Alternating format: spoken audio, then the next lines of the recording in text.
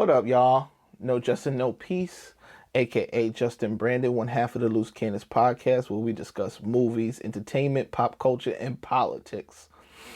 But here with a different video for you guys today, a DVD haul, more specifically a Criterion DVD haul. Before I get into it, I've been collecting DVDs for a while. I actually stopped for a little bit. Collecting DVDs has always been akin to collecting pieces of art for me. Just wanting to have it in the collection and being able to pull it out and have discussions with people about these DVDs have always been a big part of my life. But I started getting interested in Criterion DVDs, which I actually had no idea about up until like a couple of weeks ago. I was on YouTube looking at YouTube videos, movie reviews, and a review popped up with a dude talking about his Criterion collection, his full DVD collection. And I started researching, like, what are these Criterion DVDs? So, first, if you're new to this channel, make sure you like, share, and subscribe. If you like this type of content where we talk about movies, pop culture, politics, and more specifically today we're talking about DVDs, make sure you give us a thumbs up and comment. Back into the video. So I was watching YouTube and I'm like, wow, there's a whole world of people who collect DVDs similar to me. Bigger collections, way bigger collections. And this world of people who are really passionate about cinema and really doing their education on cinema. So I dug into Criterion, start watching more videos about people with Criterion DVDs and what the channel is about, what the company is about. And basically they package movies from the past, more specifically, that they believe should be more accessible, and they package some stuff that more recently came out. I believe they are dropping a Parasite DVD Blu-ray in the next couple of months. But so I went on Amazon, started going to Barnes and Nobles, looking through everything, and I got some pickup, guys, and I just wanted to take you through them. Most of these films I have not seen, some of them I have. But we'll start with this. When I was watching a lot of the Criterion conversations, they talk about Federico Fellini. I'm familiar with the name, but I have not seen anything from this director, I don't believe. But one of the films that they talk about is 8½. A lot of people love this 8½. Now, if you look on the back, the special thing about this Criterion is they give you a synopsis, but also what you get in the DVD is a bunch of features. Like, I'm one of those people that I love special features. I go through all the deleted scenes. My wife hates it, but I force her through it. But this has a bunch of special features. And the transfer, because obviously this is an older film from 1963, is a high-def digital transfer of restored film elements with uncompressed monaural soundtrack. Introduction by filmmaker Terry Gilliam.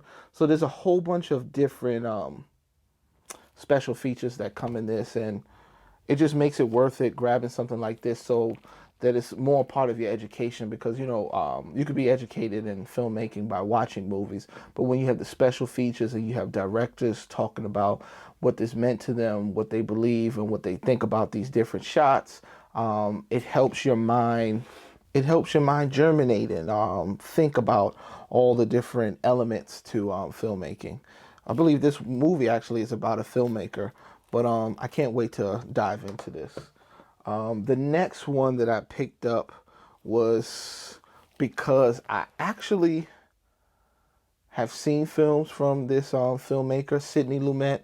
This one is 12 Angry Men, the original 12 Angry Men with Henry Fonda. I have not seen this one. But Dog Day Afternoon, I just believe it's just like one of those absolute dope films. And The Wiz, Sidney Lumet as a director, I believe is like super, super dope. Same thing, it has a bunch of special features. I mean, if you're a Criterion person, you know that. But if you're not, then you understand why, these cost more than regular DVDs. But 12 Angry Men, I believe it takes place in one location, which I'm really interested in as a filmmaker. especially as an independent filmmaker, how people utilize one location and really make something special out of it. 12 Angry Men, directed by Sidney Lumet. So this next director, I don't know how I haven't seen this. Thief, James Caan, directed by Michael Mann. Now, Michael Mann is my man. I love Miami Vice, specifically the movie with Jamie Foxx and Colin Farrell. I love Heat, beyond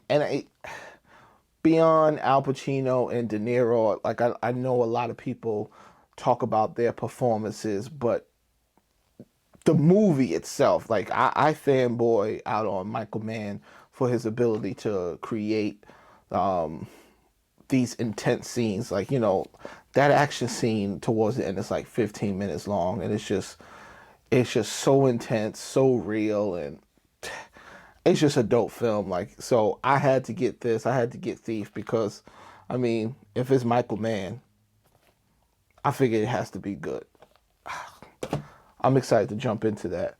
I grabbed this. Now this I don't even know who this is directed by, but my martial arts dude growing up was not Bruce Lee, because that wasn't really my era, but Jackie Chan. And I got into Jackie Chan more specifically because of Rumble in the Bronx.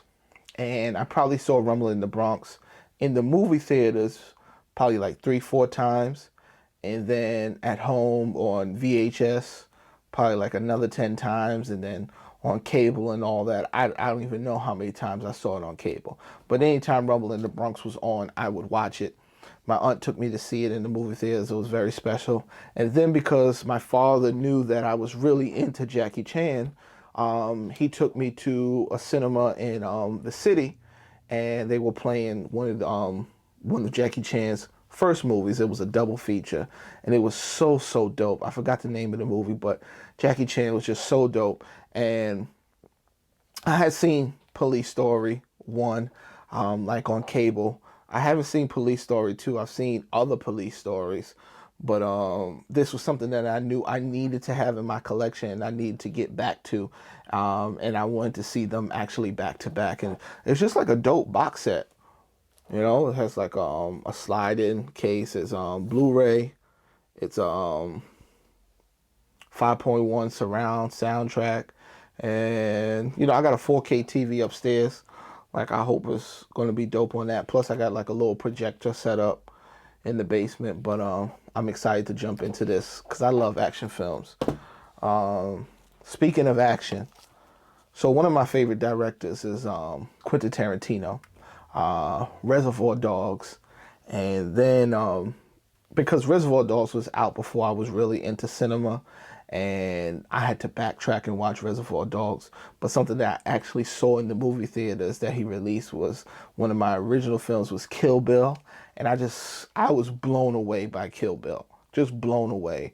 And then subsequently went to watch the sequel. But apparently it was heavily inspired by this series of movies, Lady Snowblood, and then Lady Snowblood, Love Song of Vengeance. And I watched some of the clips from it, specifically the scene in the snow where the blood hits the snow, and that's actually used in Kill Bill. Quentin Tarantino is really known for, some people say stealing, some people say paying homage to previous films and filmmakers. I like to think of it as a homage, but I'm really excited to get into this. Even though I really don't like reading subtitles, I rock with foreign films, but I really don't like reading subtitles because I feel like it takes me away from being able to really take in the whole image if I have to keep bringing my eyes down to read the subtitles. But I mean, I have to have this, and I just have to watch it.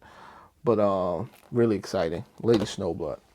And the last but not least is a movie that I've actually seen, and I've seen a number of times.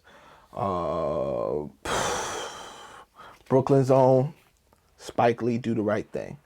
I mean, as a filmmaker, as a person who's going to be in the independent film world and then moving on into the, I guess, Hollywood structure or whatever. But Spike Lee is just like the dude, especially when you just like you growing up in New York City. If you think of any director of a certain era, this movie is like the one that people, if you want to be a writer director, if you're a writer director from New York City of a certain age, Do the Right Thing and Spike Lee is just that dude. And this is just like a dope box set, you know what I mean? Like I want to have all the Spike Lee films like this. I don't think Criterion has, I think they only have like 2 of his films, this and Bamboozle, which is I think is underrated. We might review it on this channel. But Do the Right Thing, man. Crazy history with this. My brother is also a filmmaker. He loves movies, and he's older than me. So when the movie was actually being filmed, it was actually in the neighborhood that my grandmother used to live. And when he was walking around, he would see them actually filming the movie Do the Right Thing. He says there's an image of me and my grandmother from behind in the movie. I don't know. I haven't really seen myself as a child with my grandmother in the movie, but I like to think of it very special. I've worked, if that's the case, I've worked with Spike Lee since I was a child, and I will work with him in the future. But yeah, that's the Criterion collection, guys. It's a new thing for me. It's an annoying thing for my wife. Spending this amount of money on DVDs. But like I said, just like these pictures behind me on the wall, these things for me are pieces of art, conversation pieces that I get to pass on to my children in an interesting way. We have Netflix now. We have all these different streaming platforms, and some of them aren't showing these movies in the best resolution that they can be, but also they aren't things that can be left and tell a story about a person. I want my DVD collection, my book collection to say something about me, say something about the artist that I was, the art that I was interested in, the era that I was from, the culture that I was from. Yeah, it means a lot more to me. But yeah, I guess everybody has their thing. But Criterion, guys, I mean, like I said, this is new for me. But I can't wait to dig in to these movies and the special features. And I'll let you guys know. Some of these I'll probably do a review on after that I'm done with the movie. My experience with the Criterion DVD, the quality, and the movie that I haven't seen yet. But yeah, till next time, I'm out. Once again, I'm No Justin No Peace, aka Justin Brandon, one half of the Loose Cannons podcast. And I'll check you guys next time. Till then, I'm out.